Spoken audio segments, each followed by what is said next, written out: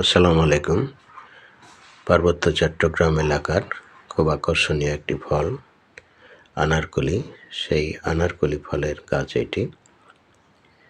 সুন্দর টক মিষ্টিযুক্ত ফল, অনেকটা কদবেলের মতো স্বাদ।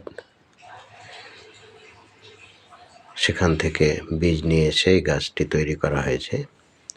এটা আরও একটি গাছ আছে আমার।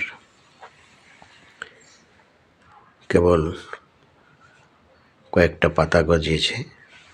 এটা লতা জাতীয় গাছ এবং প্রচুর ফল ধরে। ফলগুলোও কিন্তু প্রচুর পুষ্টিগুণ সম্পন্ন, খেতে অনেক সুস্বাদু, অনেকেই পছন্দের। ধন্যবাদ। ভিডিওটি ভালো লাগলে লাইক, কমেন্ট, শেয়ার করবেন। আমার ছাদ বাগানে এই গাছটি নতুন সংযোজন হলো। দেখা যাক ফল কয়টি ধরে। ধন্যবাদ সবাইকে।